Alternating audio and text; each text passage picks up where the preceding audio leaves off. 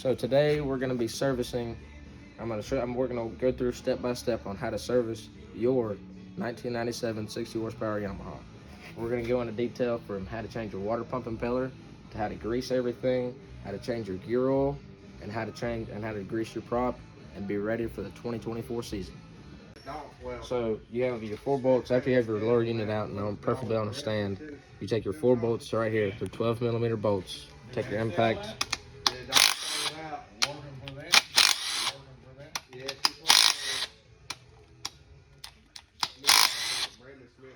I prefer to have a bucket to put all my parts in. That way I don't lose anything and I can keep track of everything. And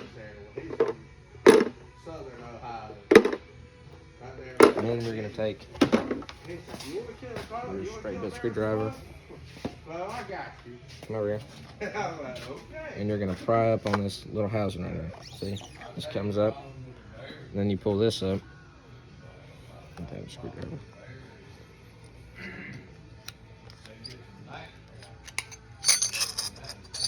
And you just pull this up. There's a little tab right here. This happens sometimes. You have a little tab right here. You're going to put your little tab back in to where it belongs. That's the wrong way. Your little tab goes right over there.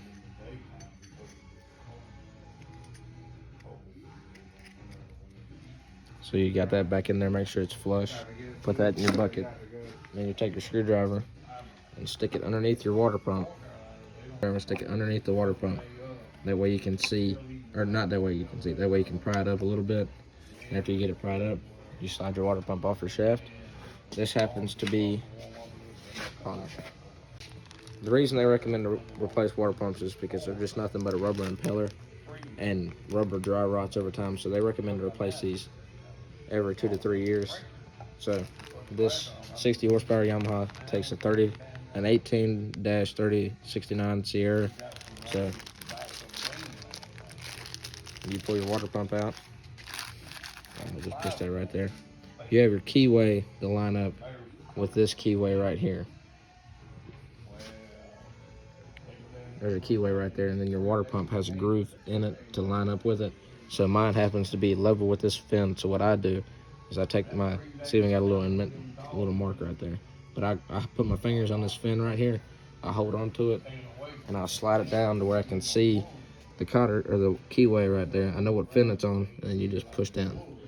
So you have your water pump impeller in now. So now you're gonna take your housing, slide it down, and I just twist it over. You want to twist it in a clockwise direction because that's what the direction your motor turns.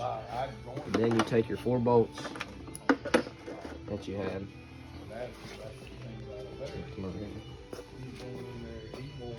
And you put a little bit of grease on them because after 3 years you may run it in the salt water or such, and then the bolts might not want to come back out. Now you have your bolts greased up. And 2 short bolts go in the front. And you start them with your fingers, that way you can't cross thread anything.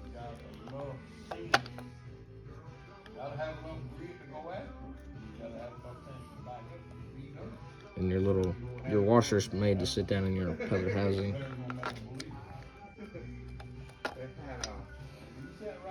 You don't want to put any lubricant on your water pump for the reason of it will cause it not to pick up, get traction basically inside of the housing where it won't draw water, it won't suck water if it's just slipping inside of the steel housing. So I'm gonna take a rag and wipe off my hands because they're a little bit nappy. And flip your impact back and forth. And you just want to snug them up with the impact. You'll go back through with a ratchet and make sure they're snug.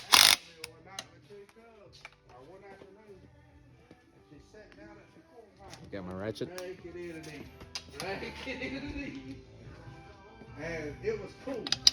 And you just want to make sure they're just nice and snug so they can be tightened up just a little bit more.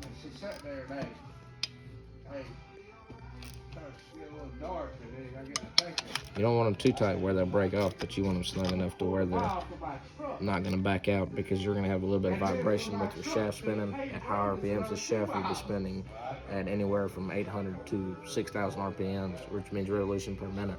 So you don't want to make sure that nothing vibrates loose. And you got 2 more bolts. And you can also do an overall inspection of your housing to make sure it doesn't have any grooves cut in there or anything such as that. If it has any grooves in it, it'll push the water pressure through the groove and it won't have as much water pressure going up to your motor. So now that you've got all your bolts tight, take my stuff and put it back on my tool cart.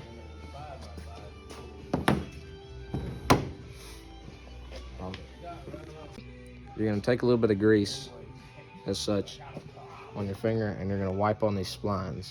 That's just something they recommend to do every 3 years when you pull your water pump down, because this goes up into the bottom of your motor.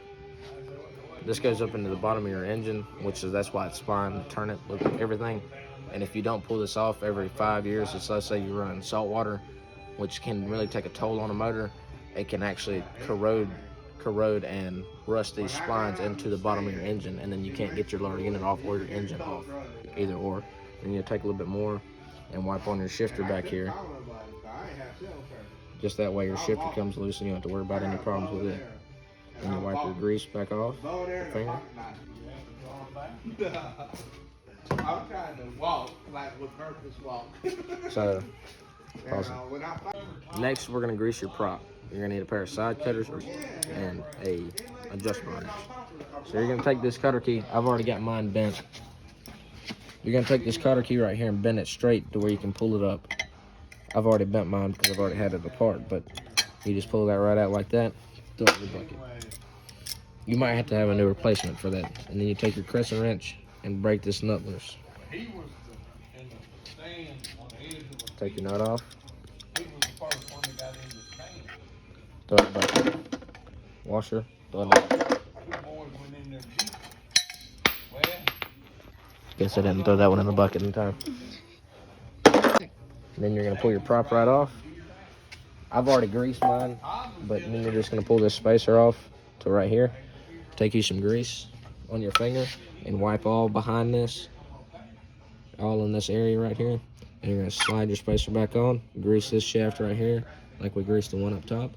Grease all of it, and then you're going to take your prop, spline it back up, push it all the way back in. And then grab your bucket of nuts and bolts. Take and put your spacer back in. Put your other spacer back on, or that's a washer, but then you take your nut, screw it all the way back in, or screw it all the way in. Then you're going to want to get it nice and snug, but not too tight. You want to have a little bit of room. So I'm going to go a nice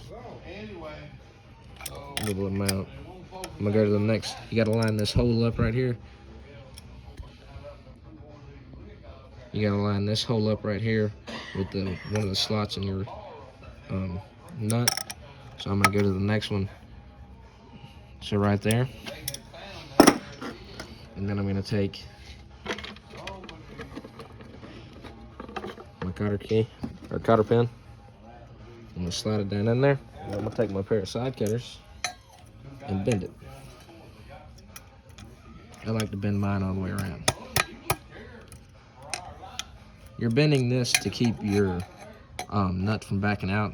Just that's why it's got the hole right there. The groove's cut in this nut to keep it from backing out and your prop falling off in the bottom of the door like.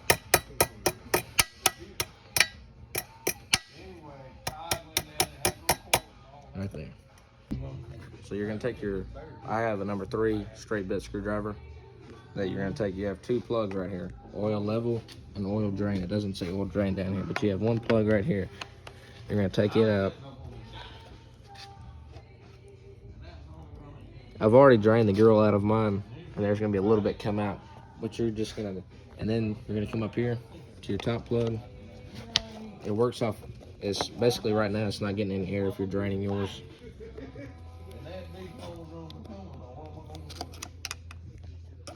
And you take your 2 plugs out, throw them in your bucket. Put them in your bucket, and you're gonna let it drain.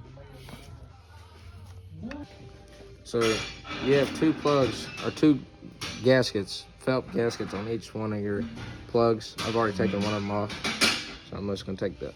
I've taken both of them off. I got some new ones, the red is for Yamaha. You're gonna slide them down on there, and you'll just take your fingernail. See that one slid down on there. What you do about the spacer? Now that you've got both of your felt O-rings, so with your Yamaha, this is a universal fitting right here. This fits most Mercury's, Johnson's, and Evinrude's, and some Yamahas, but mostly it fits, and it fits some Suzuki's actually. But a Yamaha has a lot smaller drain plug right here. You see how small the thread is on this one compared to this. So you're going to have to buy an adapter like I have here to screw on here. And I'm running synthetic gear oil in my lower unit because it's going to be sending very high RPMs, and it's going to be turning a lot of revolutions per minute. Whereas some motors, like on a pontoon boat, may not see as many revolutions. They only turn 4,000 to 5,000 RPM, whereas this is probably going to be turning 6,000 to 6,500 RPM. So you take your adapter and you screw it in the bottom hole. You fill it from the bottom to the top. That way you don't get any air pockets in it. The best way to do it is to buy you a pump to fit in a 5-gallon bucket like we have here of synthetic gear oil, and then there's a pump that goes on the top. Actually, I'm going to pump the air out of it first. I get it primed. And now that you can see it through there, you have it primed. You can take it and screw right into that bottom hole right there. That's a trail that he's made. That's a trail he's going. You just want it a little snug. So gear oil has just come out of the top hole. You're gonna make a mess with gear oil either way. It doesn't matter how you really do it. So you're gonna get your screwdriver and you're gonna start your screw in there, or your drain plug in there.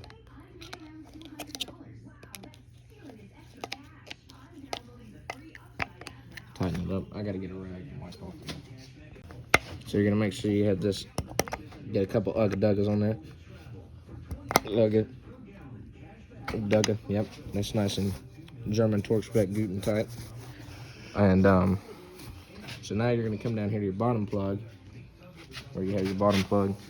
This takes a little bit of skill. You're gonna take and unscrew this, and I wait till I feel a thread rotation inside of the gear case. Whenever you screw it all the way out and you feel it bump, that's your thread rotation. It's made a full rotation out of the threads, so that way you don't just pull it all the way out and then you're losing all your gear oil because you can't feel it from the top. So now that I felt it turn over, it's all easy to move, but I'm still holding it in there to hold the gear oil in. You're gonna take your plug. I like to get mine right to the side. Move over here. And then you're gonna pull it out very fast and slide your other plug in and get it started. Then you're gonna screw it in.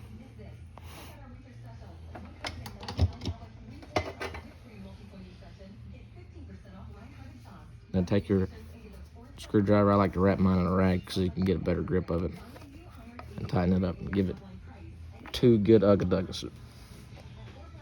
1, 2.